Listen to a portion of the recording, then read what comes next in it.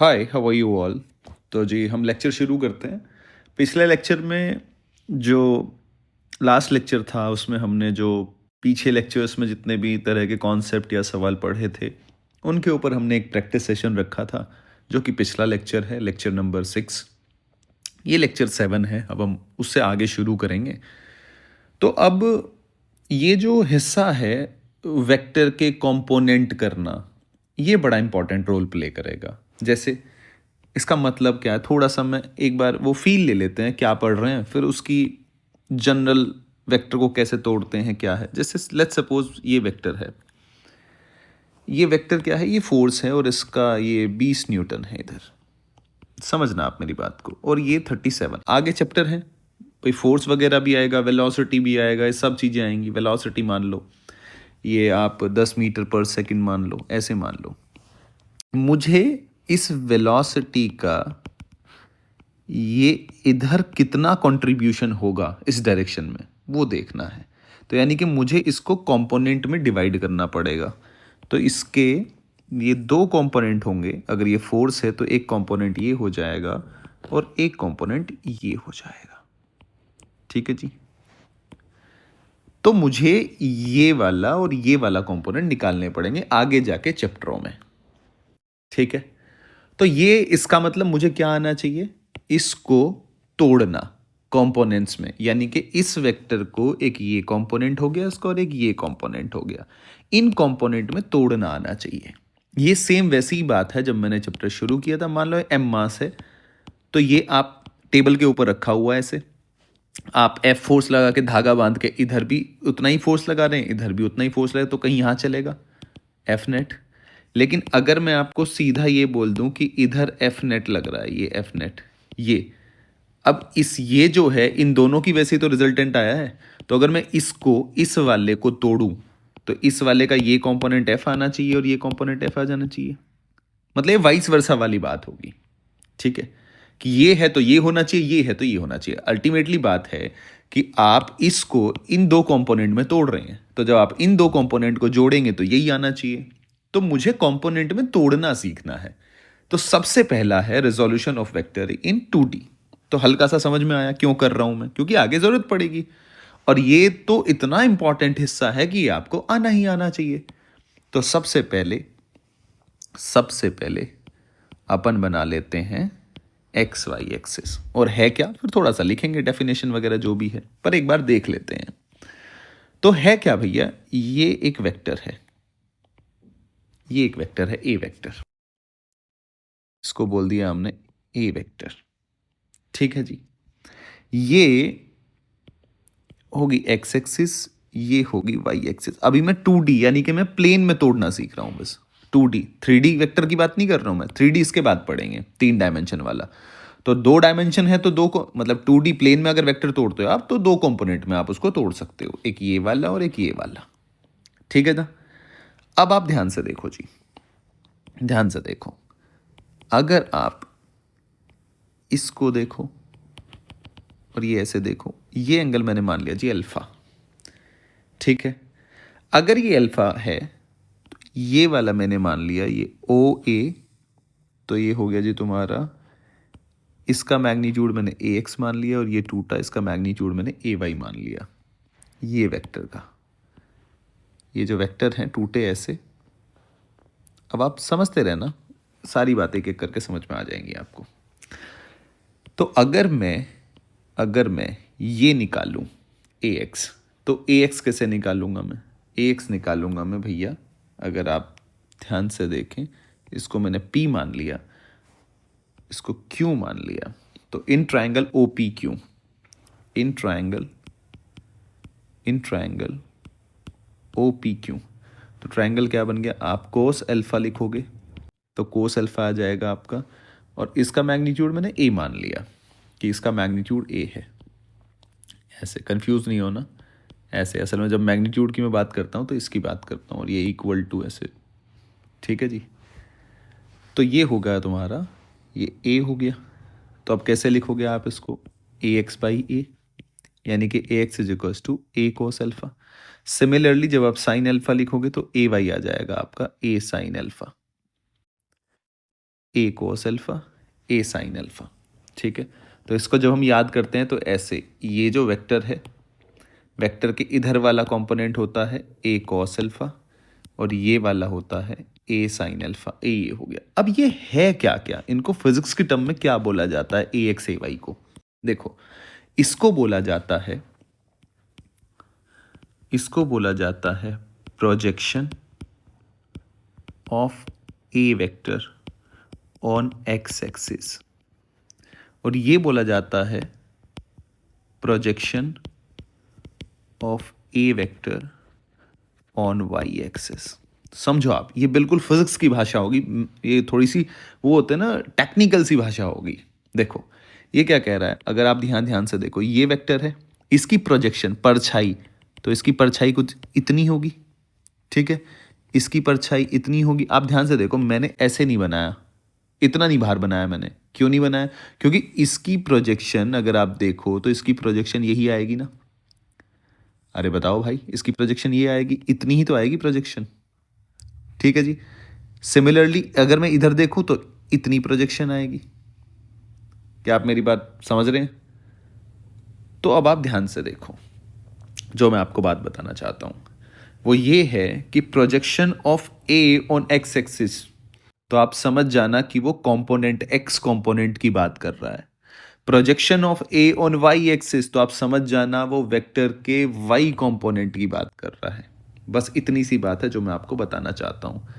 अब अगर आप इसमें ट्राइंगल लॉ ऑफ एडिशन लगाएं, दिस वेक्टर और इस वेक्टर को शिफ्ट कर लें, तो ये वेक्टर बन जाएगा तुम्हारा ए वाई, इसका मैग्नीट्यूड ए वाई हो गया।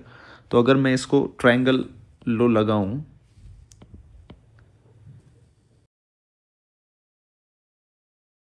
T L A, triangle law of addition, तो क्या मैं लिख सकता हूं O Q vector plus Q P vector should be equals to A vector. ठीक है, तो क्या मैं ए वेक्टर को लिख सकता हूँ, ओ क्यू का मतलब क्या है, ए एक्स, और इधर किस कैसे रिप्रेजेंट करते हैं बच्चे, आई कैप, और इस डायरेक्शन को कैसे रिप्रेजेंट करते हैं, जे कैप। तो ओ क्यू के, ओ क्यू जब तुम बनाओगे, अब देखो पुरानी बातें लगाएंगे, तुम्हें ओ क्यू वेक्टर लिखना है, तो मैग्नीट्यूड कितना है, ये ए एक्स, डायरेक्शन कहाँ है बच्चे, ये आई कैप, लिख दिया। ओ, ये Q P vector, Q P vector में ए वाई जे कैप, तो जब मैं इसको लिखूंगा तो ए एक्स आई कैप प्लस ए वाई जे कैप। कुछ कुछ याद आ रहा है आपको? जब शुरुआत में मैंने बताया था कि वेक्टर को बेस की फॉर्म में लिखा जाता है, A will be equals to 2i cap plus 3j cap, याद आ रहा है? 3D है तो के कैप भी ऐड हो जाता है, लिख दिया नहीं लिख दिया? इसलिए मैं कह रहा था कि जब मैं रेजोल्यूशन पढ़ाऊंगा तो आपके सब कुछ समझ में आ जाएगा। तो असल में ये कंपोनेंट है ए एक्स और ए वाई, ये कंपोनेंट का मैग्नीट्यूड है एक्स डायरेक्शन में, वाई डायरेक्शन में। वेक्टर तो आपका यही है, वेक्टर आपका यही है, वेक्टर आपका यही है, लेकिन आपने उसको ए एक्स ए वाई प्रॉपर आपको अब आप मैं आपको ये बोलता हूँ तो आपको पता है। अगर मैंने आपको ये बोला कि ए वेक्टर ये वेक्टर है, तो थोड़ा सा आगे चलते हैं, अगली स्लाइड में लिखेंगे। एक बार मैं इसकी डेफिनेशन लिख देता हूँ, फिर अपन बात करेंगे। तो ये असल में है क्या, resolution of vector in 3D, यानी कि इसको बोला जाता है रेक्टेंगुलर कंपोनेंट। तो ये है क्या, when vector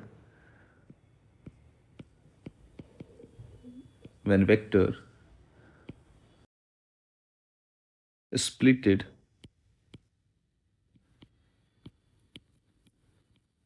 into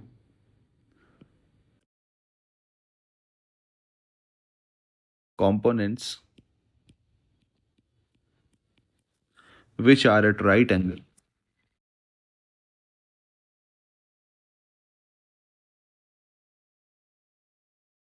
to each other, then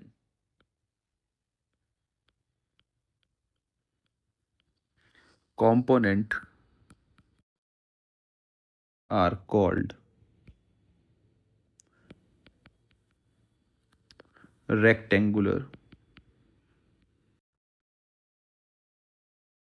component of that vector। Same ही बात है, बस थोड़ा सा भाषा में लिख दिया मैंने इसको।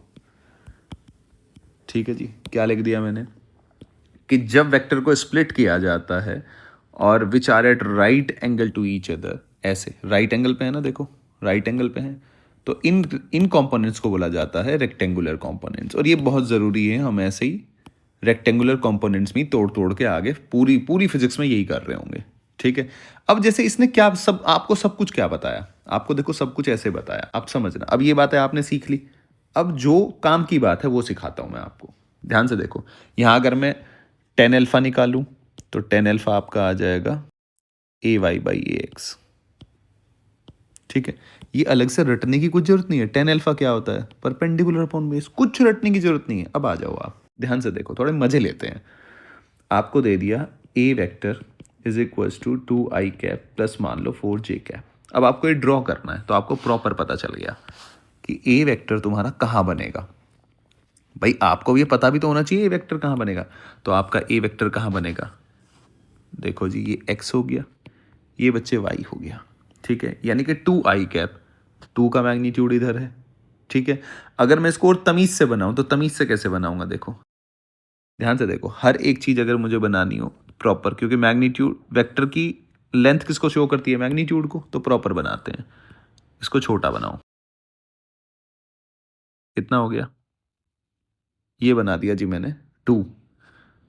फिर ये बनाया मैंने, ये डबल टाइप, ये कितना बनाना पड़ेगा, डबल बनाना पड़ेगा, तो ये बना दिया मैंने ये। ठीक है जी, समझ रहे हैं आप। तो ये हो गया 2, ये हो गया बच्चे 4। ठीक है, अब इनका रिजल्टेंट दोनों का कहाँ आएगा, कहीं बीच में आएगा। बीच में तो क्या आएगा, अगर मैं प्रॉपर ग्राफिकल बनाऊं तो यहां आएगा, ऐसे। ठीक है जी, क्यों, क्योंकि आप अल्टीमेटली क्या कर रहे हो, इन दोनों वेक्टर्स को ऐड ही तो कर रहे हो। तो ऐड करने का मतलब क्या है, पैरेलली शिफ्ट कर दो भाई, इस वेक्टर को ऐसे कर दिया पैरेलल शिफ्ट, ये 4 वाले को कर दिया ऐड, तो ये आ गया तुम्हारा ए वेक्टर। कितने एंगल पे आया, अल्फा एंगल पे। और अल्फा कैसे निकाल रहे आप, tan alpha will be equals to 4/2, यानी कि अल्फा आ गया 10 इनवर्स 2। तो अब आपको पता है कि किस वेक्टर की बात हो रही है, वो वेक्टर इस प्लेन में है, यहां है। और एग्जांपल देख लेते हैं। यही चीज, ये जो चीज मैं आपको सिखाने लग रहा हूं ना, ये इंपॉर्टेंट इंपॉर्टेंट बातें हैं। जैसे ए वेक्टर मैंने बना दिया -3i कैप और -4j कैप। तो आगे जाके आपको यही पहचानना पड़ेगा वेक्टर कहाँ बनेगा। तो अगर आपको वो वेक्टर बनाना आ गया तो बात खत्म, यही तो फिजिक्स है, बस इसी का यूज करेंगे। ये हो गया तुम्हारा, ये हो गया जी वाई, ये हो गया एक्स। ठीक है, तो आपका कहाँ बनेगा, आप कहोगे अच्छी है -3i कैप, तो इसको कैसे देखो, इसको ऐसे देखना होता है, will be equals to 3 -i cap plus 4 -j cap. ठीक है, ये समझना बहुत जरूरी है। अगर नेगेटिव आ जाए तो ये कॉफिशिएंट तो आपका, ठीक है, ये तो मैग्नीट्यूड है, मैग्नीट्यूड हमेशा क्या रहता है, पॉजिटिव रहता है। वेक्टर का मैग्नीट्यूड क्या रहेगा, पॉजिटिव। तो इसका मतलब ये नेगेटिव है क्या, फिर ये नेगेटिव डायरेक्शन को शो कर रहा है, -i कैप। तो -i कैप तो ये वाली डायरेक्शन हुई। भाई ये वाली डायरेक्शन कौन सी है, i कैप, ये कौन सी है, j कैप। ये डायरेक्शन कौन सी है, -j कैप। ये डायरेक्शन कौन सी है, -i कैप। तो इसका मतलब तुम्हारा 3 इधर आया, 3 -i कैप ये बना लिया तुमने। फिर 4 -j कैप ऐसे बना लो, खत्म सवाल।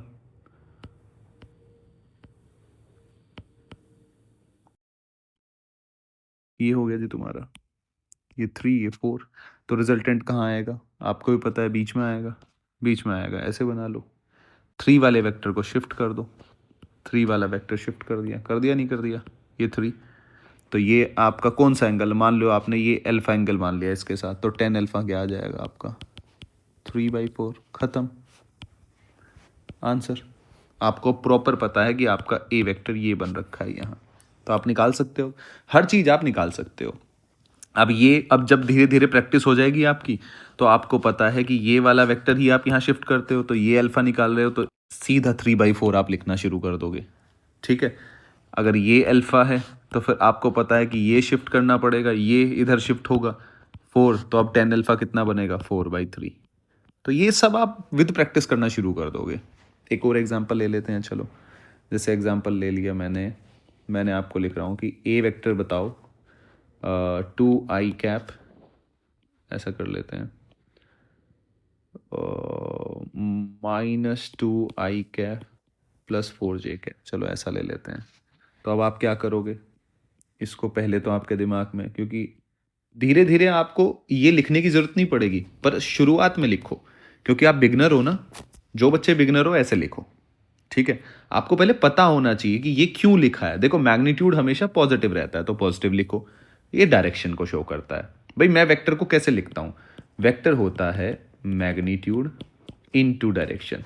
मैग्नीट्यूड हमेशा क्या होता है बच्चे, पॉजिटिव, ठीक है। डायरेक्शन तो डायरेक्शन होती है उसमें, तो जो नेगेटिव है, जो ये नेगेटिव आया है, ये जो नेगेटिव है ये डायरेक्शन वाला है, तो इसको माइनस ऐप के अंदर इंक्लूड करो, लेकिन लिख तो हम -2i कैप देते हैं। तो वो आपको बातें पता होनी चाहिए। अब आप ध्यान से देखो, इसको बनाओ।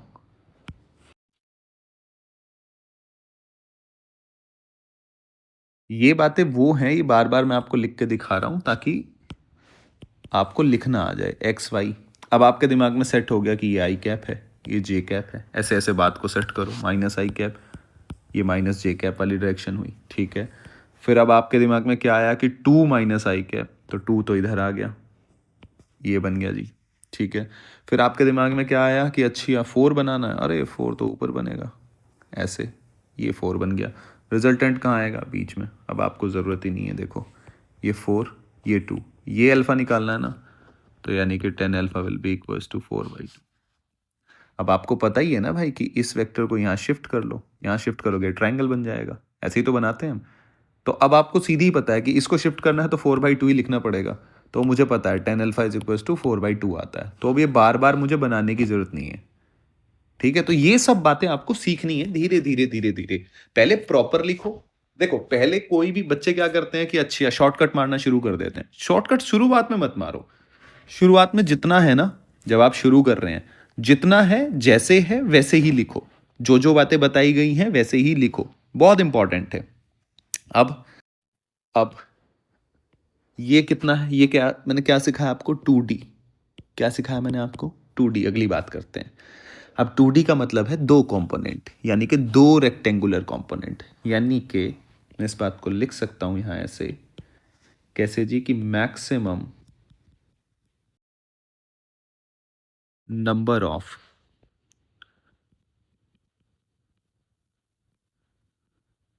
Rectangular component in a plane is 2। यानी कि ए वेक्टर मैक्सिमम कितने हो सकते हैं rectangular, AXI cap plus AYJ cap. यानी कि आप ए को दो कंपोनेंट में तोड़ सकते हो, ये वाले और ये वाले, ठीक है जी।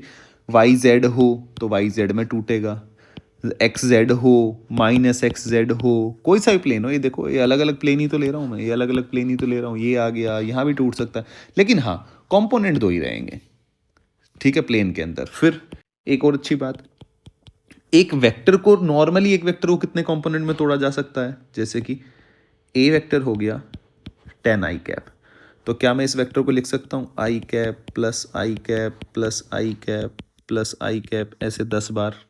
यानी कि इसको मैं 1 1 1 1 1 में डिवाइड कर सकता हूँ, हाफ में भी डिवाइड कर सकता हूँ, 1/3 में भी। तो एक वेक्टर के एक वेक्टर के रेक्टेंगुलर कंपोनेंट तो 2 ही होते हैं, लेकिन एक वेक्टर को जनरल कितने कंपोनेंट में तोड़ा जा सकता है, तो वो है इनफाइनाइट, ठीक है। ए वेक्टर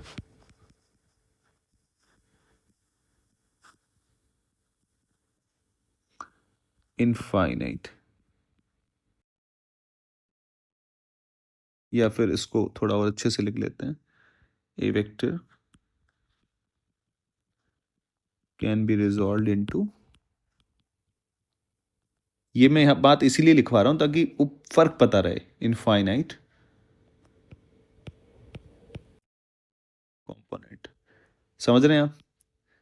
ये देखो मैंने क्या लिखा यहाँ, खाली कंपोनेंट, यहाँ क्या लिखा मैंने, रेक्टेंगुलर कंपोनेंट, तो दोनों बातों में फ़र्क है। रेक्टेंगुलर कंपोनेंट वो होते हैं जो परपेंडिकुलर होते हैं, तो इस वेक्टर के दो ही कंपोनेंट हो सकते हैं। ये वाला अगर ये ए वेक्टर है तो अब इसको ऐसे याद रखना है, ए कॉस अल्फा, और ये वाला ए साइन अल्फा। अब ये बार बार ट्राइंगल बनाने की ज़रूरत नहीं है आपको। ये जो मैं बार बार ऐसे ट्राइंगल बना रहा हूँ, अब तो क्या होगा, अब तो सीधा ऐसे होगा। तो ये बात समझ में आई कैसे? क्योंकि 1/2 + 1/2 फिर 20। अगर आप ऐसे ही इसको और छोटा करते जाए तो ऐसे आप इनफाइनाइट बना सकते हैं ना इसके। तो ये बात कहना चाह रहा है ये। अब जो बात मैं आपसे कहना चाहता हूँ, जो आपको सीखनी है, वो ये सीखनी है।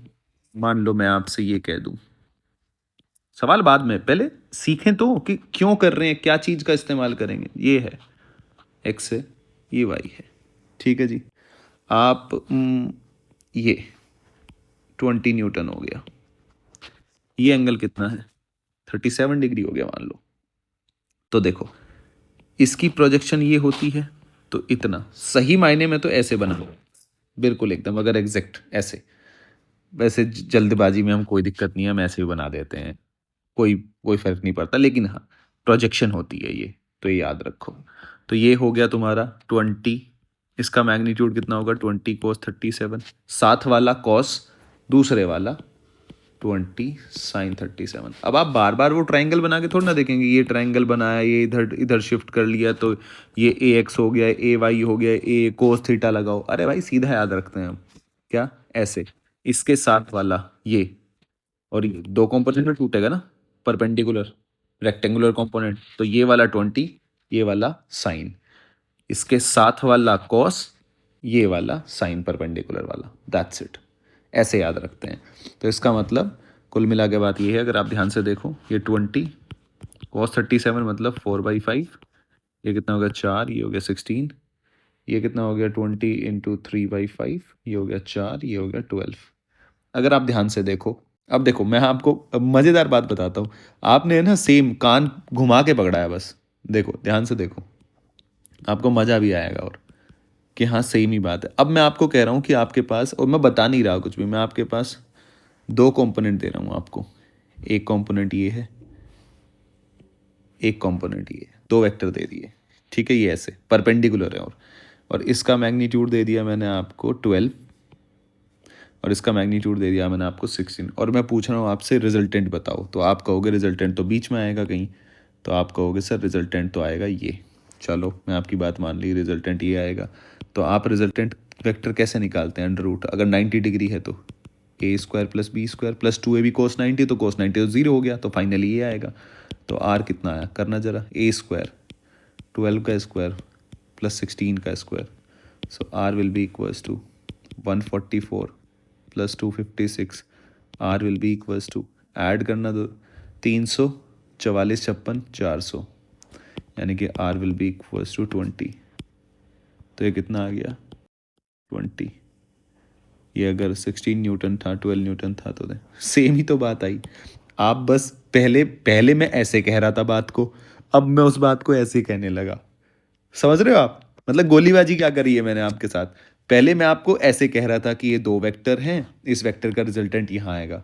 फिर मैं कह रहा हूँ इस वेक्टर को ही हम दो कंपोनेंट में डिवाइड कर सकते हैं। ये मैंने फिर डिवाइड करना कि भैया इसको ये और इसको ये, इसको फिजिक्स की टर्म में, वेक्टर की टर्म में अच्छे से बोलने का कि 20 की projection on X axis 20 cos 37, 20 की projection on Y axis 20 sin 37।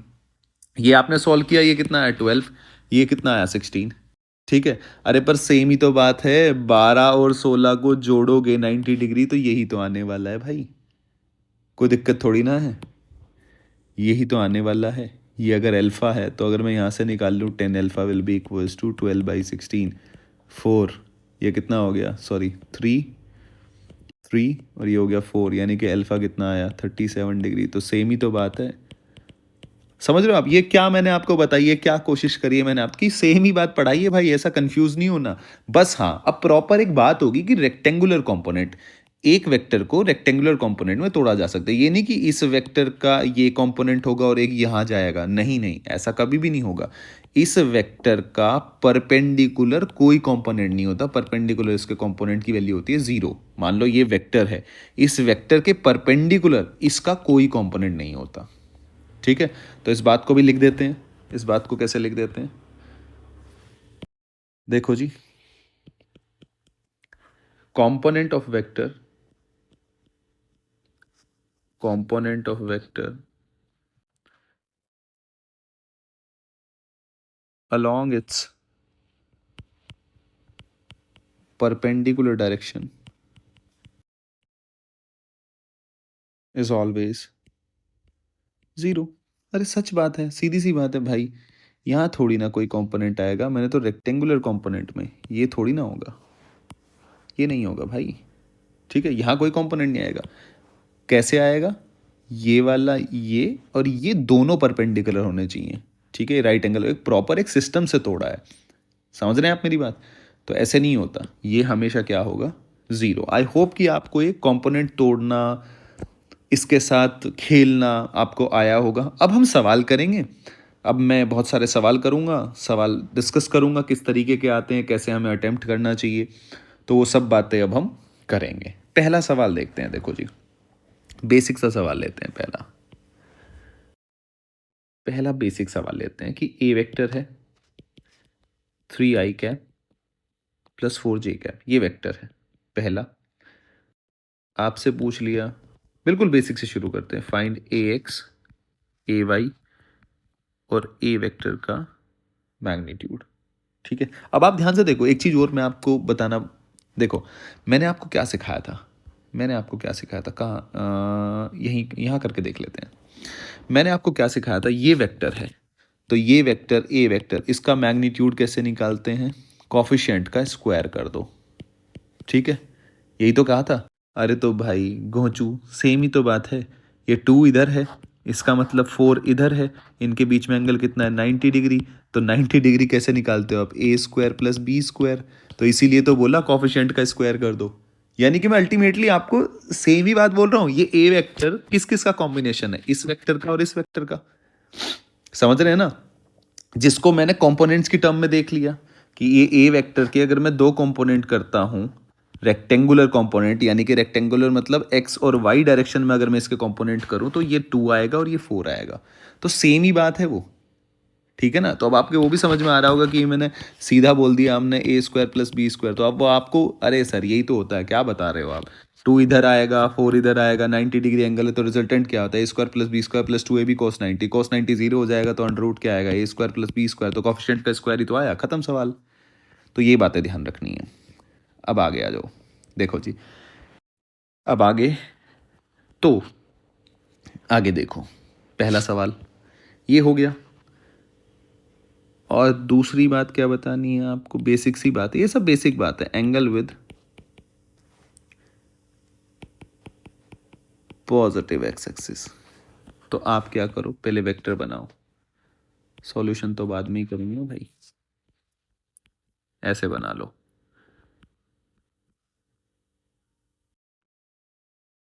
ये हो गया मेरे पास y, ये हो गया मेरे पास x। ठीक है जी, तो आपका क्या हुआ? 3i cap, 3i cap and this is 4j cap, यानी कि 3 और ये 4। कितना एंगल बन रहा है? 90। Under root A square plus B square, under root A square plus B square बन गया ये वेक्टर। भाई ए वेक्टर का मतलब क्या है? इन दोनों कंपोनेंट्स को जोड़ देना, वही तो बनता है। या फिर वाइस वर्सा, इस वेक्टर को ये दो कंपोनेंट में तोड़ा जा सकता है। ठीक है, ये एंगल अल्फा, टेन अल्फा कैसे निकालते हो आप? 4/3, यानी कि 53 डिग्री। आंसर। अरे ऐसे ही करते नहीं करते हैं, इसको शिफ्ट कर लो। आधो के समझ ना आ रहा हो तो ये ट्राइंगल बन गया। अब इस ट्राइंगल के अंदर राइट एंगल ट्राइंगल के अल्फा तो आप निकाल ही सकते हैं। आपको सब कुछ तो गिवन ही है, 4 होता है तो 4/3।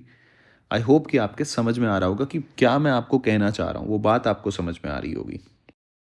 अब जी, कोई बात नहीं। जैसे कि अगला सवाल, क्वेश्चन नंबर 2 देखो।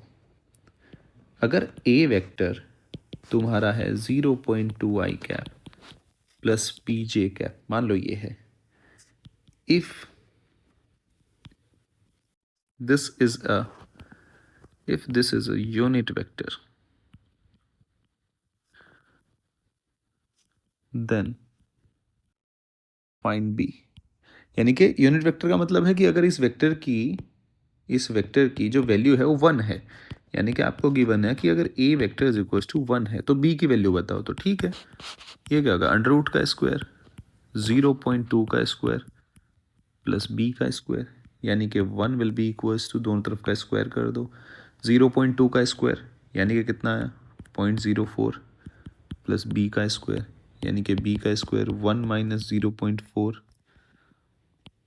0.04, यानी कि B will be equals to under root 0 point sorry इसको ऐसे नहीं, हम उससे सॉल्व करेंगे बाइनोमियल लगा के, इसको ऐसे ही लिखो, यानी कि b will be equals to 1 minus 0.04 1/2, उससे आसान पड़ेगा ना, so b will be equals to 1 minus into 1/2 1 plus x to the power n 1 plus n x, याद है x ये क्या था, ये बेसिक मैथ में बाइनोमियल, ठीक है जी। तो जी आगे कर लो, b will be equals to 1 minus 0.02, यानी कि b will be equals to 0.98 answer. I hope कि आपके समझ में आया होगा कि मैं क्या करने लग रहा हूँ, किस किस तरह के सवाल आते हैं, तो सब वही मैग्नीट्यूड, ये हमने पहले ही लिखना सीखा हुआ है, अब इनके बीच में एंगल लिखना हो, कंपोनेंट्स में तोड़ना हो, वो सारी बातें। अगला सवाल देखो जी, देखते रहो आप कैसे कैसे सवाल, बेसिक अभी मैं बेसिक करा रहा हूँ, बिल्कुल धीरे धीरे धीरे धीरे बिल्ड करते चले जाएंगे, ठीक है जी। ये हो गया तुम्हें, अब तुम्हें गिवन क्या क्या है, गिवन है बच्चे तुम्हें एक ये वेक्टर गिवन है, एक बच्चे गिवन है तुम्हें ये वेक्टर गिवन है, और एक तुम्हें ये वेक्टर गिवन है। ये तुम्हें बेटा दे रखा है 37 डिग्री 10 न्यूटन, ये 4 न्यूटन, ये 5 न्यूटन, ये एक्स, ये वाई, ठीक है जी। ये आपको कुछ ऐसे गिवन है और आपसे नेट रिजल्टेंट पूछ रखा है कि नेट बताओ, नेट फोर्स, क्योंकि फोर्स है, फोर्स को ऐड करा रहा है, तो नेट फोर्स बताओ किस डायरेक्शन में कहाँ आएगा। तो अब ऐसे सवालों को करने का सबसे पहला तरीका होता है, इसको कंपोनेंट्स में तोड़ लो, तो इसका एक ये कंपोनेंट आ गया, मैंने अलग उससे ही बना दिया, एक ये कंपोनेंट, तो ये कंपोनेंट कितना है 10 cos 37, भाई ये वाला कितना आया 10 cos 37, यानी कि 10 इंटू 4/5 टू 8, तो ये कितना है 8, ये कितना आएगा 6, क्यों आएगा, क्योंकि 8 का स्क्वायर प्लस 6 का स्क्वायर मिलकर 10 आना चाहिए, तो ये 10 sin 37 लिखने की भी जरूरत नहीं है, वो तुम्हें खुद ही पता चल जाएगा कि 6 ही आएगा। अब देखो, अब ये सवाल में से ये गायब हो गया, ये आपने गायब कर दिया, आपने अपना सवाल देखो, अब आपने ऐसा क्यों कन्वर्ट किया, क्योंकि अब दो वेक्टर के बीच में 180 डिग्री एंगल मिल रहा है, तो आपका इजी हो गया ना, अब आपने ये सवाल ऐसे कन्वर्ट कर दिया, ये गायब हो गया, ये सवाल है अब आपका, भाई अगर ये पहले ये नहीं था, देखो अब किया क्या आपने, तो ऐसे था, ठीक है, अब आपका सवाल, अपने सवाल को इसको दो कंपोनेंट में डिवाइड कर लिया, आपने अपना सवाल ये कन्वर्ट कर दिया, दिख रहा है आपको, अच्छे से दिख रहा होगा। अब आप ध्यान से देखो, ये 8 क्या है, बड़ा है, ये 4 छोटा है, अब जिसका मैग्नीट्यूड ज़्यादा है रिजल्टेंट तो उधर की तरफ ही आएगा, तो 8 में से 4 घटाओगे तो 4 आएगा, लेकिन रिजल्टेंट किधर आएगा, बड़े वाले की तरफ आएगा ना भाई, तो इधर आएगा, ठीक है। फिर 6 बड़ा है 5 से, तो रिजल्टेंट किधर आएगा, इधर की तरफ आएगा, तो अगर मैं इसको बनाऊं तो इसको कुछ मैं अब ऐसे बना सकता हूं, फिर से एक्सिस ड्रॉ करूं, ध्यान से देखना आप, तो अब 6 माइनस 5 1 न्यूटन ऊपर की तरफ बना, और ये बन गया तुम्हारा, यानी कि 1 न्यूटन यहाँ आया सॉल्व होके, और 4 न्यूटन यहाँ आया, नेट रिजल्टेंट अभी दोनों का, क्योंकि दो दो का रिजल्टेंट लेते हैं ना, दोनों का फिर ले लो, कितना आया √17, ये एंगल अल्फा, यानी कि 10 alpha will be equals to 1/4, यानी कि alpha will be equals to tan inverse 1/4। I hope कि आपके समझ में आ रहा होगा कि मैं आपको क्या कहना चाह रहा हूँ। ठीक है, तो किया क्या है आपने, देखो इससे सवाल आसान बन गया। ये आपने ये गायब कर दिया, तो अब सवाल आपने ये कन्वर्ट कर लिया, क्योंकि 10 को मैं ऐसे तो लिख सकता हूँ ना, 10 को इस कंपोनेंट में तोड़ लूँ, सेम ही तो बात होती है। मैंने क्या बताया था अभी, कान को ऐसे पकड़ो या घुमा के पकड़ो, लेकिन ऐसे पकड़ने में आसान हो गया, सीधा सवाल सोल्व हो गया। अब आपने क्या, इतना लिखना भी नहीं पड़ेगा, आपके दिमाग में ही सोल्व हो जाएगा। देखो कैसे, ये 10 आपने 8 इधर 6 इधर, तो आप कैसे करोगे जब आप पेपर में कर रहे होंगे, तो पेपर की बता रहा हूँ, ऐसे किया आपने, अच्छा 8 में 4 4, 6 में से 1 गया, 5 गया, 1, अच्छा तो ऊपर आया 1, ऐसे करोगे आप, ये 4, अच्छा 4 का स्क्वायर 16, 16 में 1 जोड़ दिया 17, तो √17। ठीक है, रिजल्टेंट कितना आया 1/4। ठीक है, 1/4 टिक करो, आगे बढ़ो, ऐसे करके निकलोगे आप। पर अभी मैं सिखा रहा हूँ, सिखाने का वो तरीका है, तो वो आपको प्रॉपर अभी सीखना पड़ेगा। आगे चलते हैं जी। टेंशन तो लेनी नहीं है जीवन में, टेंशन मुझे ऐसा लगता है टेंशन लेनी नहीं चाहिए, टेंशन देनी चाहिए। खैर, अब सवाल देखो, अब फिर से 2 फोर्स हैं बच्चे, 2 फोर्स। बस अब मैं जल्दी से ख़त्म करके काइनेमेटिक्स शुरू करने वाला हूँ, क्योंकि फिर मेरी पूरी कोशिश रहेगी कि 31 दिसंबर तक काफ़ी हिस्सा 11th का मैं पढ़ा दूँ। साथ साथ 12th के जो टेलीग्राम चैनल पे लेक्चर्स हैं उनको भी इधर अपलोड करके फिर वहाँ मैग्नेट तक कर रखा है, तो उसके आगे भी कंटिन्यू करेंगे। 2 force applied on object, what third force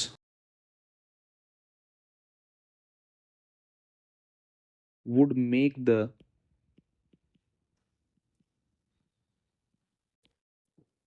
net force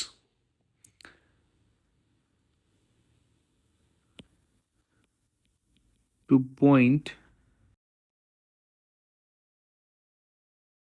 downward. और आपको डायग्राम दे रखा है कुछ ऐसा,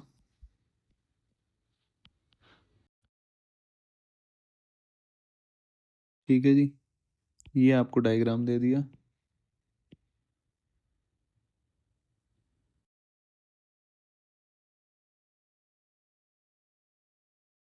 ठीक है जी, अब देखो सवाल, देखो आप सवाल क्या कह रहा है, पहले मैं थोड़ा सा सवाल समझा देता हूँ। वाई एक्स, ये एफ है, ये एफ है, ये कह रहा है कि ये 2 फोर्स हैं, ठीक है। तीसरा फोर्स कैसा हो कि जो नेट फोर्स हो पॉइंट डाउनवर्ड करे, यानी कि एफ नेट की वैल्यू ये आनी चाहिए। तो इसमें कहाँ हम चीज़ें ऐड करें, तो इसके लिए आपको इसने 4 ऑप्शन दे रखे हैं, ऑब्वियस सी बात है 4 ऑप्शन देगा पेपर में। तो पहला ऑप्शन आपको दिया इसने, ये बना देता हूँ कि तीसरा फोर्स किस डायरेक्शन में ऐड करें ताकि आपका ये आ जाए। तो पहला ऑप्शन दिया आपको इसने ये, दूसरा ऑप्शन दिया आपको इसने ये, तीसरा ऑप्शन भी दिया इधर, और चौथा ऑप्शन दिया इसने इधर। यानी कि थोड़ा सा अच्छा सा बना लेते हैं, एक्स वाई फोर्स F√2, ये 45 डिग्री एंगल, ये हो गया तुम्हारा 2F, क्या हो गया 30 डिग्री, ये हो गया √2F 55 degree, y x y x y x, और ये हो गया, ये तो इधर ही ऐड कर रखा है। तो आपसे क्या पूछ लिया, देखो तीसरा वेक्टर कहाँ ऐड करा जाए कि नेट इधर आ जाए, यानी कि 1 2 और तीसरे को जोड़ के नेट रिजल्टेंट ही इधर आना चाहिए, नेट रिजल्टेंट ही इधर आना चाहिए, ठीक है, पॉइंट डाउनवर्ड ऐसे। अब आप एक बात बताओ, अगर मैं इसके कंपोनेंट में तोड़ूं, इसको सबको कंपोनेंट में तोड़ के देख लो, क्योंकि वही आसान पड़ता है ऐड करना। तो इसका कंपोनेंट एक इधर आया, एक इधर आया, कितना आया जी, एफ एफ। सिमिलरली इसका एक कंपोनेंट यहाँ आया, यहाँ आया, ये कितना आया 2F cos 30 आया इधर, तो cos 30 का मतलब होता है √3f, और ये कितना आया f। फिर सिमिलरली इसका एक कंपोनेंट f, ये f और ये तो 2f यही है। अब आप ध्यान से ऐसे देखो, अगर इसको नीचे लेके आना है तो इसको यहाँ वाला कैंसिल करना ही करना चाहिए, यहाँ कोई f आना ही आना चाहिए। और अगर नीचे आना है तो ये वाला का मैग्नीट्यूड कुछ ज़्यादा होना चाहिए। क्या आप मेरी बात समझ पा रहे हैं? अरे बोलो भाई, ऐसा होना चाहिए नहीं होना चाहिए? अब ध्यान से देखो, अगर मैं ये वाला ले लूँ, ये उठा के यहाँ लगाऊँ f f, तो ये इससे कैंसिल हो गया, ये इससे कैंसिल हो गया, तो f नेट कितना आया 0। तो ये तो हो नहीं सकता। एक एक को उठा के चिपका लो, फिर इसको चिपकाओ, यानी कि 2f इधर, 2f, तो f इधर आया और f का इधर आ गया, तो हो ही नहीं सकता, क्योंकि ये तो कटना ही चाहिए ना x वाला, तो ये भी नहीं हो सकता। अगले वाला देखो, इसको देखो, f को चिपकाओ इधर और √3f को चिपकाओ इधर, तो f से तो f कट गया, 180 डिग्री है, और √3f बड़ा है तो इधर आ गया पॉइंट डाउनवर्ड, यानी कि ये होगा। आप इसको करके देख लो, इसको भी चिपका के देख लो, इसको इधर, f इधर हो गया, f इधर हो गया, कट गया, ये तो पॉइंट अपवर्ड कर रहा है, जबकि मुझे कौन सा चाहिए, पॉइंट डाउनवर्ड, तो ये भी नहीं हो सकता। आई होप कि आपके समझ में आ रहा होगा कि कंपोनेंट करके ऐड करना बहुत आसान हो जाता है। अब अगला मैं सवाल आपको देता हूँ, वही कंपोनेंट वाला, तो थोड़ा अगला सवाल आप करके देखो, पोज लो, वीडियो पोज करके और बना के देखो, फिर आंसर मैच करना। ठीक है जी, कोई टेंशन वाली बात नहीं है, एक्स वाई, और मज़े से पढ़ाई करो भाई, जीवन में टेंशन नहीं लेनी। बहुत बच्चों को ऐसे टेंशन रहती है, अरे सर मेरे से तो ये सवाल नहीं बन रहा, अरे सर मेरे से, अरे बेटा किसी से कुछ नहीं बन रहा है इस दुनिया में, सब काम करे जा रहे हैं, जो करे जाता है, उसका एक दिन चीज़ें हो जाती हैं। परफेक्ट नाम की कोई चीज़ नहीं होती, परफेक्ट एक प्रोसेस है, इंसान उस प्रोसेस में लगा रहता है, जो लगे रहते हैं वो ज़िंदगी में कहीं ना कहीं पहुंच जाते हैं, और जो नहीं लगे रहते, जिनको ये है मैं नहीं कर पा रहा हूँ, और जो हार मान लेते हैं वो बैठे रहते हैं। That's it. मतलब मैंने अपने एक्सपीरियंस से मैं यही बता सकता हूँ, आपको लगे रहना है, काम करते रहना है, आपका विज़न है, आपको अच्छा डॉक्टर बनना है, आपका विज़न है, आपका अपने अंदर भरोसा है कि मैं एक अच्छा डॉक्टर बन सकता हूँ या बन सकती हूँ, तो वो कोई दिक्कत वाली बात नहीं है, वो आपका विज़न है। आप अगर अपने विज़न पे भरोसा करते हैं, आप अपने आप पे भरोसा करते हैं, तो दुनिया में कोई आप पे भरोसा करे या ना करे, सर झुका के मेहनत करते रहो, किसी की मत सुनो, मेहनत करते रहो। मेहनत का सब्स्टिट्यूट इस दुनिया में ना बना है ना कभी बनेगा। आप अगर कंसिस्टेंसी से बच्चे मेहनत करते हैं, तो मैं आपको ये लिख के गारंटी दे रहा हूँ कि आप दुनिया में कहीं भी पहुँच सकते हैं, जिस भी मुकाम पे आपको पहुँचना है। हाँ, आप बिल्कुल स्प्रिंट मार के और एकदम से जीतना चाहते हैं तो वो शायद पॉसिबल नहीं है। कुछ के लिए पॉसिबल होगा, शायद जो बच्चे बहुत तेज़ होंगे, लेकिन जो बच्चे जनरली, बच्चे कैसे होते हैं, हार्ड वर्किंग होते हैं, मतलब इतने ज़्यादा गिफ्टेड तो नहीं होता कोई भी, और जो होते हैं मेरे हिसाब से उनको भी बहुत मेहनत करनी पड़ती है। तो गॉड गिफ्टेड वैसे भी कम ही होते हैं, जो बच्चे बहुत शार्प होते हैं, तुरंत बातें पकड़ लेते हैं। जनरली बच्चे, मैंने देखा है मेरे टीचिंग करियर में, जनरली बच्चे स्लो होते हैं, तो कोई दिक्कत नहीं है भाई। स्लो कोई ये थोड़ा ना ठप्पा लग गया कि भाई मैं कुछ नहीं कर पाऊंगा, कोई बात नहीं। एक आदमी को 4 बार लिख के चीज़ें आती हैं, मेरे को 40 बार लिख के आती हैं, तो मैं 40 बार लिख लूँगा। लेकिन हाँ, अगर आपके अंदर वो मेहनत करने का जज्बा और जुनून है, क्या आप 40 बार लिख सकते हैं?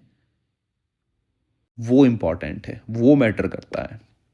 अगर आपके अंदर वो 40 बार लिखने से आपको चीज़ें आती हैं और 40 बार आप नहीं लिख पा रहे हैं, आप नहीं लिख के देख रहे हैं, तो तब आप कुछ नहीं कर पाएंगे। लेकिन अगर आपको पता है कि मेरे को ज़्यादा लिखने से, ज़्यादा मेहनत करने से चीज़ें होती हैं, कोई बात नहीं भाई, कोई बात नहीं। ये कुछ ज़िंदगी ऐसी चीज़ है बेटा कि ऐसा समझो कि एक पहाड़ की चोटी पे आपको चढ़ना है और ऊपर चढ़ के बहुत अच्छा व्यू आने वाला है, ठीक है? ये मैं एक लाइफ का एक लेसन दे रहा हूँ आपको, कि ऊपर पहाड़ की चोटी पे चढ़ के एक बहुत अच्छा व्यू सा आने वाला है, ठीक है?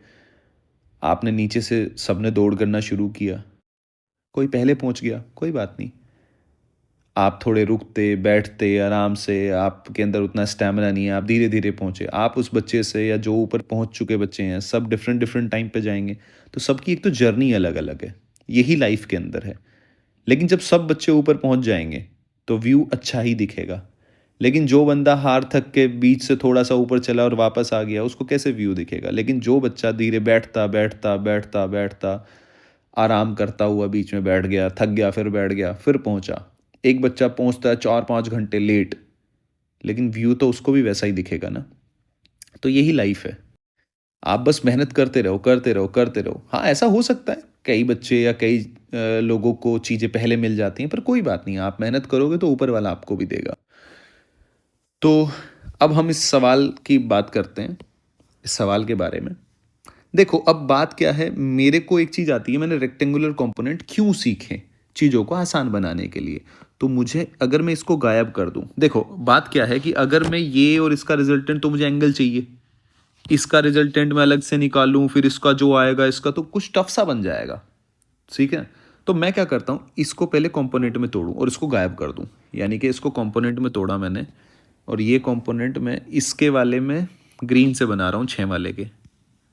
तो एक ये आया, ठीक है, और इसका एक ये आया, समझ रहे हैं आप? तो ये कितना कितना आया, 6 cos 30, यानी कि 6 cos 30 की वैल्यू कितनी होती है, 6 × √3/2, यानी कि 3√3, 3√3। फिर ये वाला कितना आया, 3। अब आ जाते हैं इस वाले पे, इस वाले का यहाँ ऐसे साइड में बना देता हूँ, ये वाला देख लो, ये 3√3 के हैं। तो 3√3 का ये कंपोनेंट, क्योंकि 3√3 cos 45, तो 1/√2 तो कट ही जाएगा, तो दोनों तरफ 3 आएगा। अब आप ध्यान से देखो, मैं आपको दिखाऊंगा, ये वाला गायब कर दो ऐसे, ये वाला ऐसे गायब कर दो, आपका आसान नहीं बन गया? अब तो 180 डिग्री है, इसलिए ये कंपोनेंट सिखाए गए हैं रेक्टेंगुलर। अब देखो, और सब काम हमें एक्सिस पे ही करना है, आसान बन गया नहीं बन गया? देखो ना, आप खुद देखो। अब देखो, 3√3 से 3√3 कट गया, तो खाली 3 बच गया, ठीक है। इस 3 से इस 3 गया, तो रिजल्टेंट कितना आया, 3 अलॉन्ग एक्स एक्सिस, 3 न्यूटन। कितना आसान बन गया? अब समझ में आया? मजा आ रहा है? क्यों सिखाया गया, इंपॉर्टेंट है, क्यों सिखाया गया, इसलिए सिखाया गया। तो अब देखो, सीधी सी बात है भैया, ये 3√3 ये कट जाएगा, 3 से ये कट जाएगा, तो खाली रिजल्टेंट आया 3 newton R net along positive x axis. ठीक है ना? क्या अब आप मेरी बात समझ पा रहे हैं, क्यों सिखाया जा रहा है आपको, क्यों सिखाया गया? तो ये सारी बातें आपको बच्चे आनी चाहिए। अभी हम और प्रैक्टिस करेंगे और मैं आपको सवाल दूंगा। अगला सवाल करते हैं, देखो जी। और इस सवाल में ये 3 वेक्टर दे रखे हैं, ये कॉम्बिनेशन है, इस कॉम्बिनेशन से नेट रिजल्टेंट मतलब किस डायरेक्शन में आएगा। आप ध्यान से एक चीज़ देखो, पहले वाले की बात करते हैं, F1 + F2 + F3। तो F2 और F3 का अगर मैं रिजल्टेंट की बात करूं, तो बच्चे किधर आएगा? आप कह सकते हैं इधर आएगा, ठीक है। अब आप एक बात और जानते हैं, अगर ये इधर आएगा तो बाइसेक्टर, भाई F1 F2, ये देखो, ये इंपॉर्टेंट चीज़ है, बराबर है, तो अलोंग बाइसेक्टर आएगा, यानी कि ये भी कितना होगा, 45, ये कितना है, 90, तो ये बिल्कुल 180 होगा, नहीं होगा? ये एक दूसरे से 180 होंगे ना। ये इन दोनों का जो एफ नेट आएगा वो यहाँ आएगा, और एफ नेट कितना आएगा, √2f। क्या √2f, अगर मैं ये =f मान लूँ, तो ये √2f आ गया। क्या √2f f से ज़्यादा है? नेट रिजल्टेंट किधर आएगा, इसका और इसका मिलके इस डायरेक्शन में। भैया फाइनली आपके पास ऐसी सिचुएशन बन गई ना, ये वेक्टर है और ये वेक्टर है, इस वेक्टर की वैल्यू है, चेंज कर लेते हैं, 2f, इसकी सॉरी √2f, इसकी वैल्यू है f, तो नेट किधर आया, f नेट इधर आएगा, नहीं आएगा, √2 - 1, क्योंकि √2 बड़ा है ना भैया, तो इसका मतलब सेकेंड। ठीक है जी। अब आ जाते हैं अगले वाला, देखो जी, अगले वाला ये =f लिख लो। अगले वाला देखो, अगले वाला कह रहा है F1। अब इसको लिखने का तरीका पहले लिख लो एक बार, F1 vector plus minus F2 vector plus F3, ऐसे सिखाया है। जैसे सिखाया है अगर आपने वैसे ही सीखा है तो कोई दिक्कत, कभी दिक्कत नहीं आएगी। अब अब दिमाग में क्या आएगा, अच्छा अब माइनस F2 वेक्टर बनाना है, आप तुरंत बनाओगे। माइनस F2 वेक्टर यहाँ होगा। माइनस F2 वेक्टर का मतलब क्या है कि F2 के अपोजिट डायरेक्शन में। मैग्नीट्यूड तो भाई माइनस F2 वेक्टर की अगर मैं बात करूँ, मेरे को 6 लेक्चर हो गए हैं, मैग्नीट्यूड तो सेम ही होता है ना जो F वेक्टर का मैग्नीट्यूड होता है, मैग्नीट्यूड थोड़ा ना अलग होगा। तो इसका मतलब अब आपका ये माइनस F2 एक तरह से एक वेक्टर बन गया, तो अब आपका एक वेक्टर ये है जिसका मैग्नीट्यूड F है। ठीक है जी। अब आप मुझे बताओ, देखो जी इसका और इसका रिजल्टेंट तो आसान है, यहाँ आएगा, कितना आएगा, √2f।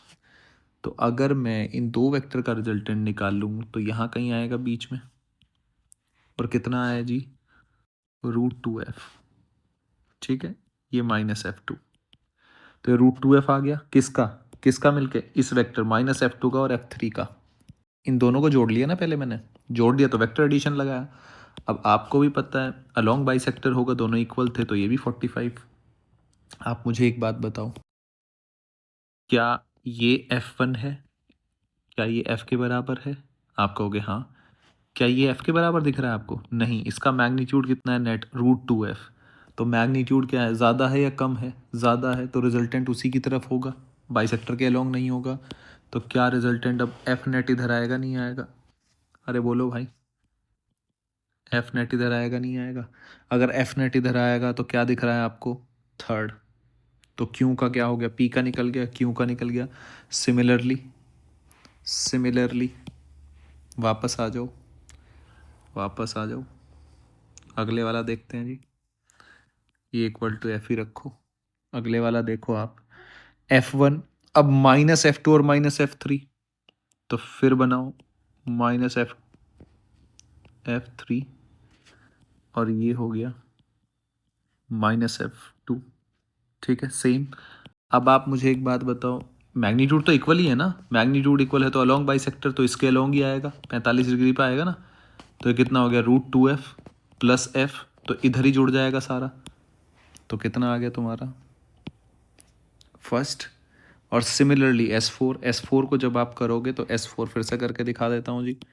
S4 एक बार बना लो, ताकि कुछ बच्चों को अभी भी कन्फ्यूजन होगा क्या कर रहे हैं क्या नहीं। जिसने लेक्चर अभी तक ढंग से सुना होगा कैसे मैं एडिशन करो, तो F2 बनाओ पहले, तो आप बना ही लो सीधा। F2 यहाँ आ गया। अब क्या बनाना है, प्लस माइनस F1 वेक्टर, तो माइनस F1 वेक्टर तो यहाँ बनेगा 45 के साथ, बना दो जी। ये बन गया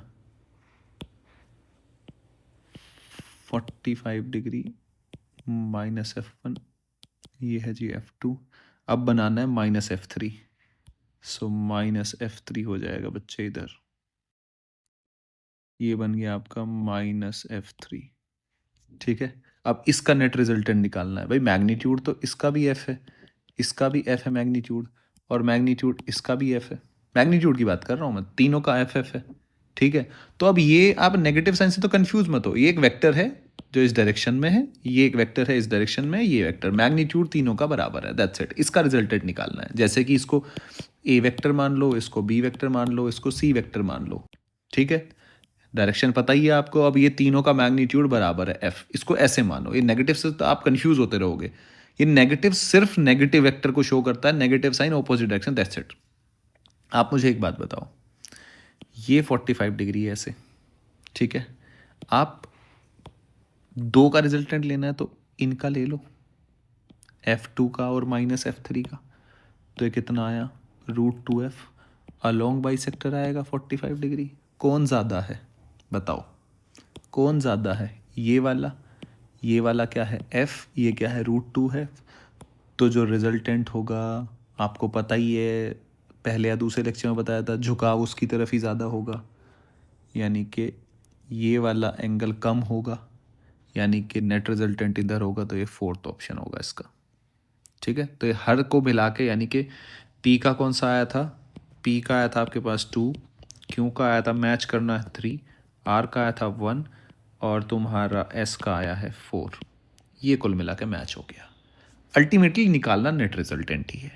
आई होप कि आपके समझ में आ रहा होगा मैं क्या, जो मैंने ये बात का यूज़ किया ना, ये वो वाली बात यूज़ करी है मैंने। ए वेक्टर और बी वेक्टर, फिर से याद दिला देता हूँ, ए वेक्टर बी वेक्टर, ये एंगल इनके बीच में थीटा है। अलोंग बाइसेक्टर कब होगा नेट रिजल्टेंट? जब ये दोनों इक्वल हो। अगर ये दोनों इक्वल नहीं है तो जिसका इसका मैग्नीट्यूड ज़्यादा है तो ये इसकी तरफ ज़्यादा झुकाव होगा, अल्फ़ा, और ये अगर बीटा, यानी कि alpha will be less than beta if a is greater than b. ये वाला जो मैंने आपको लेक्चर में सिखाया था जब रिजल्टेंट हम सीख रहे थे पीछे लेक्चर्स में। तो अब हम आगे चलते हैं जी, अगला सवाल देखते हैं। ये बड़ा अच्छा सवाल है, अब थोड़ा सा देखो, ये बेसिक्स से लिंक करके सवाल है। एक वेक्टर है, ये है I cap plus X J cap plus 3k cap is rotated. तो ये वेक्टर है जी, इसको मैंने ए वेक्टर मान लिया, ये सम ए वेक्टर है, इसको रोटेट किया गया, रोटेट कराया थीटा एंगल, चलो जी रोटेट कर लिया, रोटेट करके डबल इट्स मैग्नीट्यूड, इसका मैग्नीट्यूड भी डबल कर दिया। ऐसे मैग्नीट्यूड डबल करने का मतलब है लेंथ बढ़ा दी, ठीक है जी। तो अल्टीमेटली ये एक नया वेक्टर आया, और इसका बी वेक्टर का जो मैग्नीट्यूड है वो ये कह रहा है कि बी वेक्टर का जो मैग्नीट्यूड है वो ट्वाइस ऑफ ए वेक्टर है, ठीक है। फिर इसने क्या कहा, देन इट बिकम्स इतना, बी वेक्टर दे दिया, the positive value of x, कुछ नहीं है, कंडीशन आपको गिवन ही है, सीधा करो। बी का क्या आएगा, 4 का स्क्वायर 16 प्लस, भाई कॉफिशेंट का स्क्वायर करते हैं, अंडर रूट निकाल, अंडर रूट कॉफिशेंट का स्क्वायर, सो 4x माइनस 2 का स्क्वायर प्लस 2 का square will be equals to 2, 1 का स्क्वायर प्लस x का स्क्वायर प्लस 3 का स्क्वायर 9 अंडर रूट। ऐसे करेंगे नहीं करेंगे? अब थोड़ा सा जब आप इसको फर्दर सॉल्व करेंगे, स्क्वायर कर लेंगे दोनों तरफ, यानी कि 16 प्लस 4x माइनस 2 का स्क्वायर, ठीक है जी, प्लस 4 इज इक्वल्स टू 4, और ये 1 प्लस 9 तो इसको 10 लिख लेता हूँ, 10 प्लस एक्स स्क्वायर। थोड़ा सा और सॉल्व करो इसको जी, तो ये क्या आ जाएगा, 20 माइनस 4, ऐसे लिख लो जी, या 20 ऐसे नहीं, 20 अंदर मल्टीप्लाई करो ना पहले इसको, गलत आ जाएगा। 4x का स्क्वायर पूरा ओपन कर लो, गलती के चांसेस कम हो जाते हैं।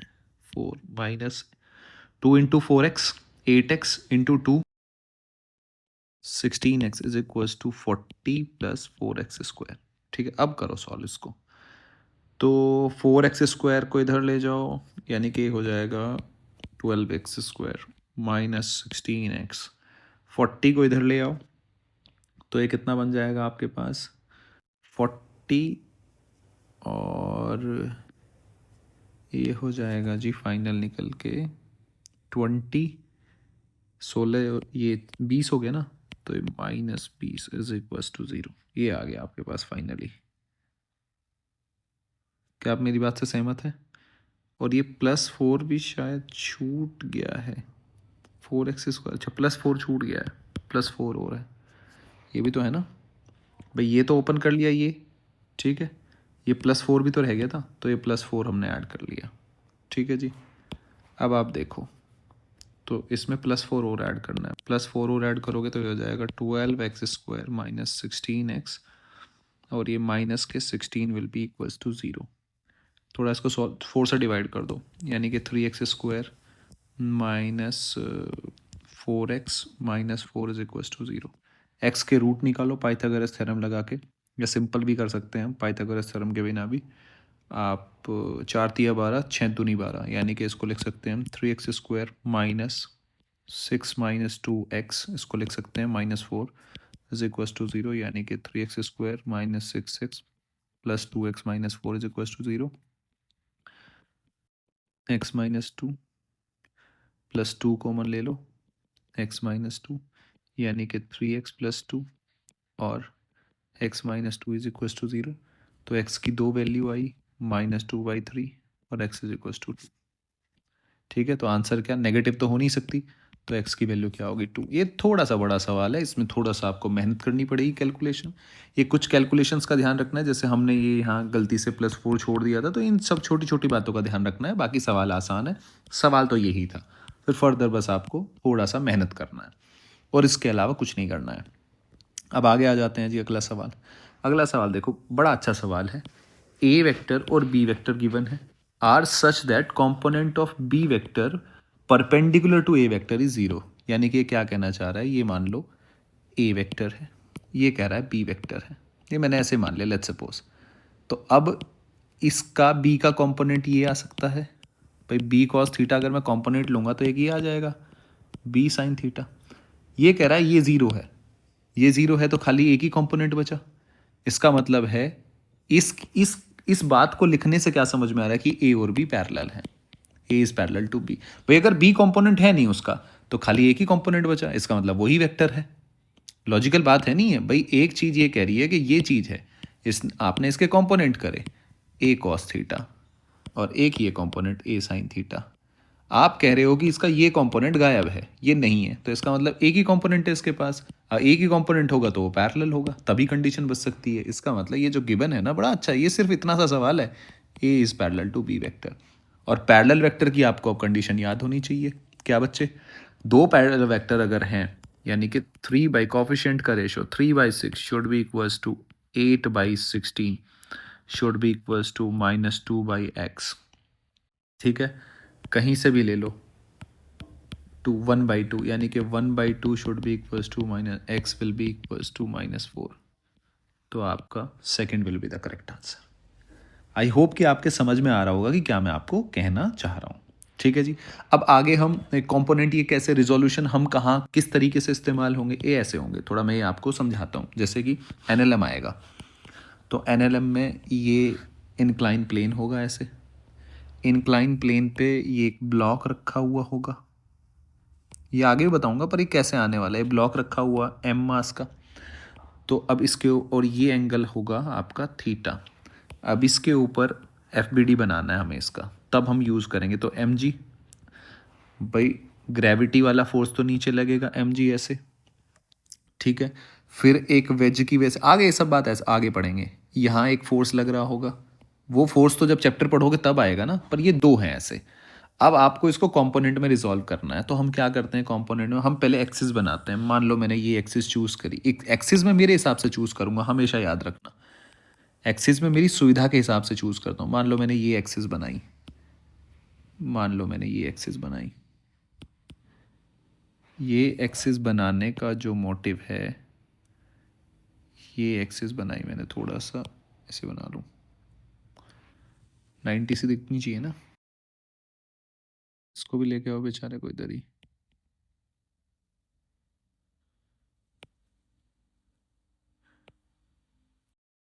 फिर से बना लो।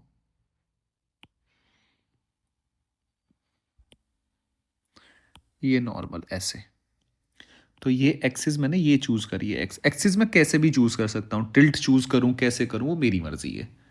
एक्सिस बनती कैसे है वो अभी आपको क्लियर पता चल जाएगा, अभी क्रॉस प्रोडक्ट आने दो।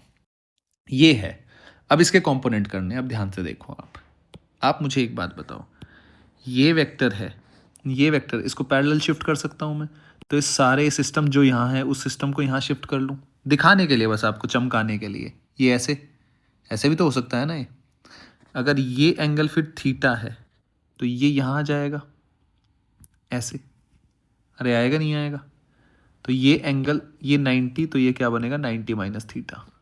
तो मैं बस आपको इतना कहना चाह रहा हूँ, मैं बस आपको इतना कहना चाह रहा हूँ कि ये जो एंगल बनेगा ये बनेगा थीटा। ठीक है जी।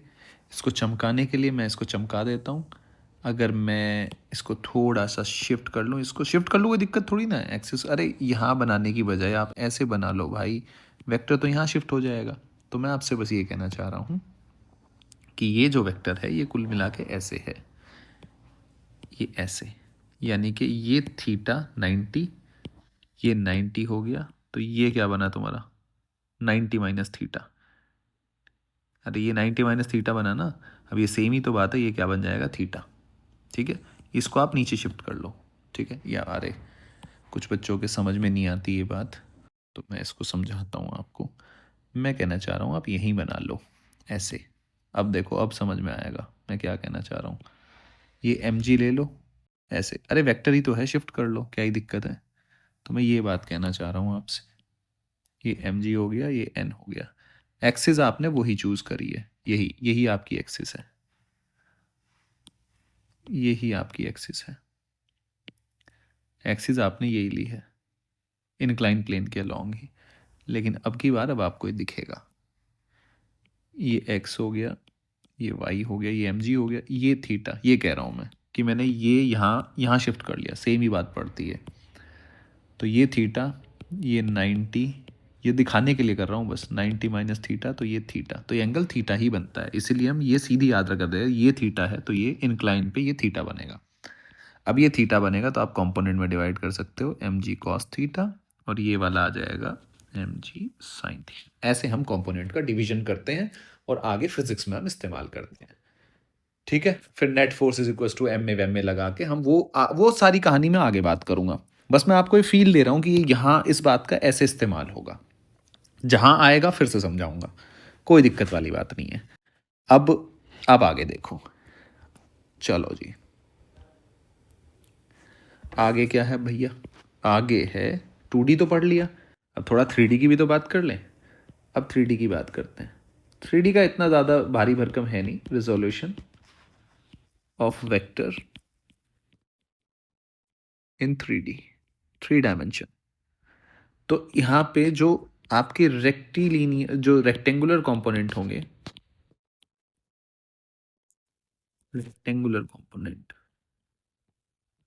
वो कितने होंगे, 3। यानी कि अगर किसी वेक्टर को आप लिखते हो तो कैसे लिखोगे, ए x I cap, A Y J cap, A Z J cap.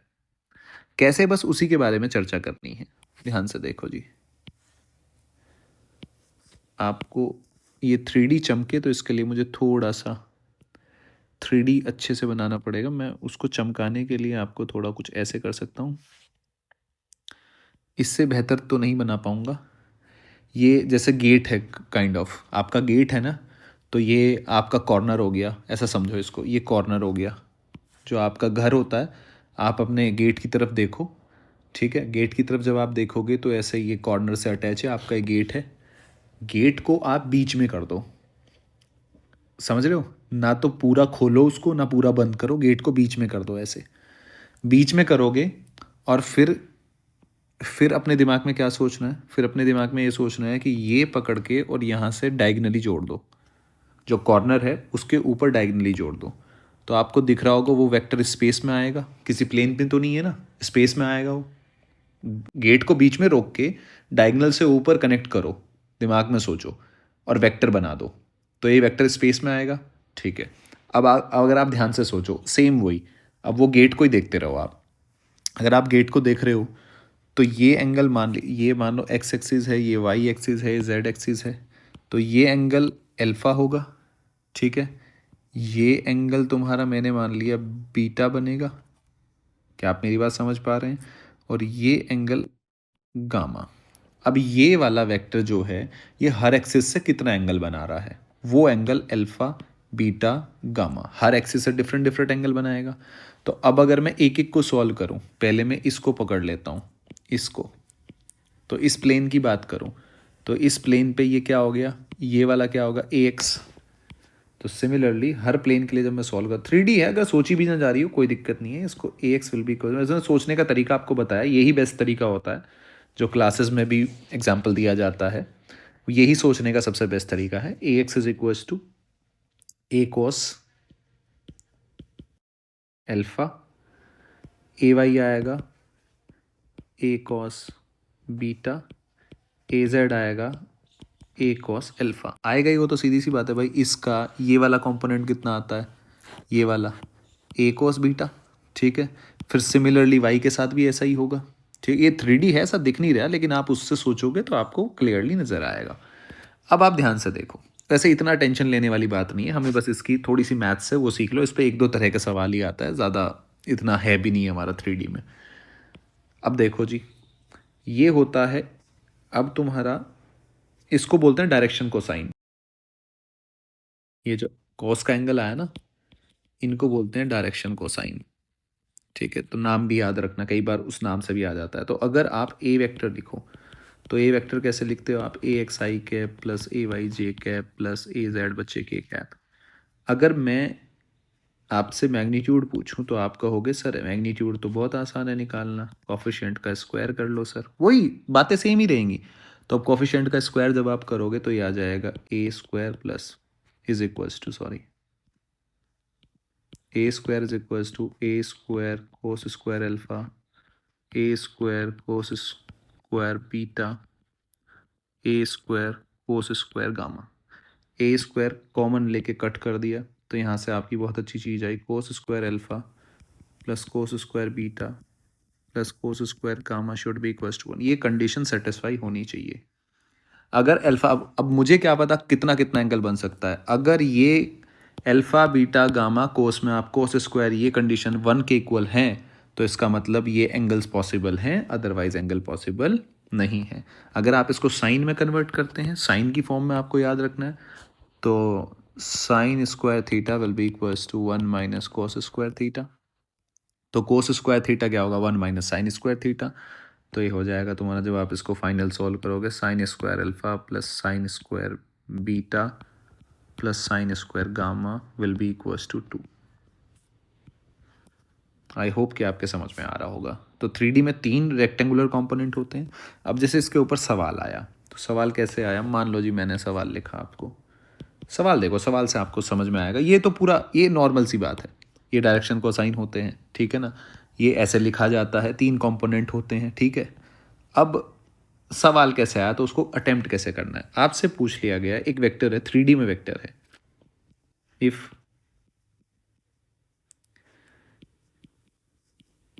A vector makes angle 90 degree and 30 degree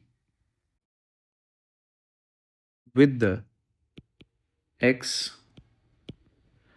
and y axis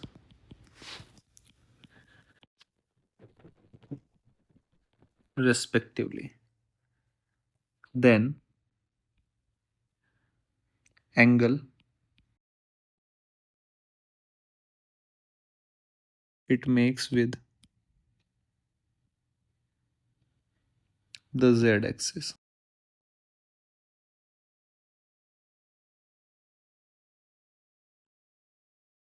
will be।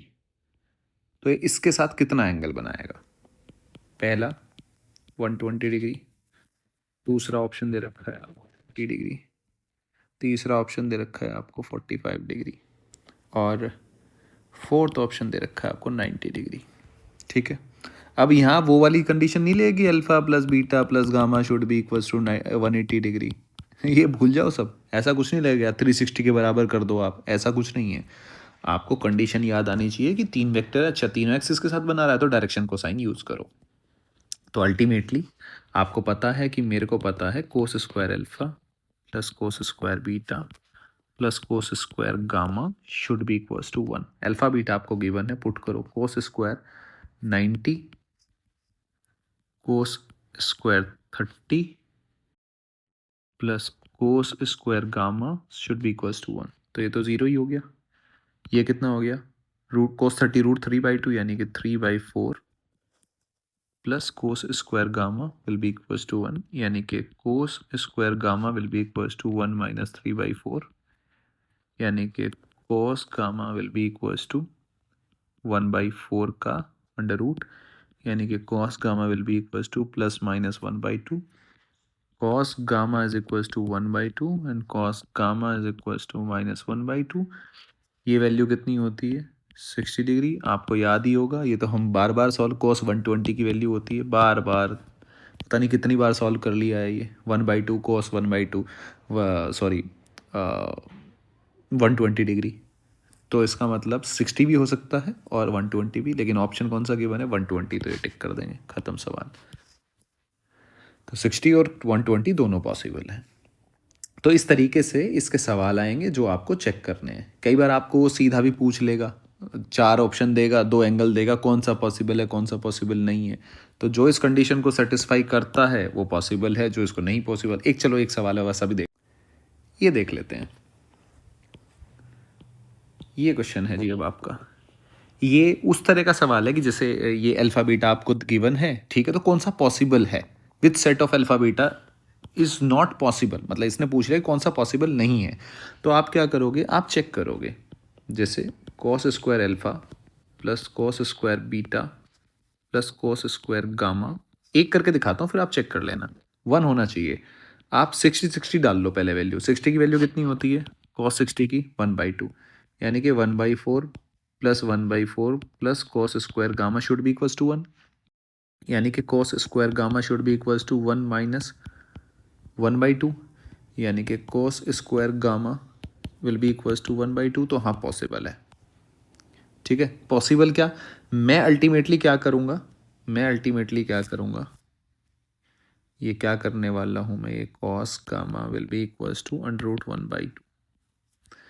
ये वैल्यू कोस की वैल्यू गामा, ये जो कोस की वैल्यू है ये 1 से ज़्यादा नहीं आनी चाहिए। अगर ये 1 से, क्योंकि मैक्सिमम वैल्यू तो 1 हो सकती है ना, अगर 1 से ज़्यादा आई तो नहीं होगा। अब आप जैसे इसका लेट्स सपोज फोर्थ ऑप्शन देख लो, ठीक है, क्योंककि ये दोनों तो होंगे, इसका फोर्थ आंसर है, तो फोर्थ मैं आपको चेक करके दिखाता हूँ। एक तो मैंने यहाँ से ले लिया। अब कोस स्क्वायर 30 की वैल्यू कितनी होती है, √3/2, यानी कि 3/4, स्क्वायर करोगे ना, प्लस कोस 45 यानी कि 1/√2 होता है तो 1/2, ठीक है जी, plus cos square gamma will be equals to 1, यानी कि cos square gamma will be equals to 1 minus, इसको जोड़ोगे तो ये कितना हो जाएगा, 4, 3 + 2 यानी कि 5/4, 1 माइनस 5/4, ठीक है।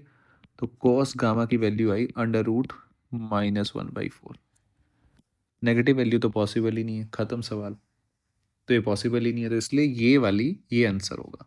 1 से ज़्यादा आ जाए या रूट में नेगेटिव आ जाए तो पॉसिबल वैल्यूज़ में नहीं काउंट होगा, तो अल्टीमेटली आपको इसी का इस्तेमाल करके सवाल सॉल्व करना है। आई होप कि आपको ये समझ में आ रहा होगा। अब हम नेक्स्ट क्लास में फाइनली हम प्रोडक्ट ऑफ टू वेक्टर पे आ गए हैं, तो नेक्स्ट लेक्चर में हम प्रोडक्ट ऑफ टू वेक्टर शुरू करेंगे, क्रॉस प्रोडक्ट, डॉट प्रोडक्ट, ये पढ़ेंगे कि वेक्टर की प्रोडक्ट। अभी तक हमने एडिशन, सब्ट्रैक्शन, ये सारी चीज़ें सीखी, रिजल्टेंट निकालना सीखा, कंपोनेंट रिजॉल्व करना सीख लिया है। अब हम product of two vector, scalar product यानी कि डॉट प्रोडक्ट, क्रॉस प्रोडक्ट यानी कि वेक्टर प्रोडक्ट, दोनों पढ़ेंगे। पढ़ने के बाद हम ख़त्म करेंगे, फिर हम अपना काइनेमैटिक्स शुरू करेंगे। आई होप कि आपको मेरी बात समझ में आई होगी। उसके बाद एक छोटा सा प्रैक्टिस सेशन रखेंगे, उसके बाद में भी मतलब चैप्टर ख़त्म करके जितने भी अच्छे अच्छे सवाल हैं मैं वो सबको एक जगह मर्ज करके एक 30-40 क्वेश्चनों का एक प्रैक्टिस सेशन रखेंगे, ताकि वो आपकी साथ साथ प्रैक्टिस भी होती रहे अच्छे सवालों की। ठीक है जी, मुस्कुराते रहिए, मिलते हैं अगले लेक्चर में, पढ़ते रहिए और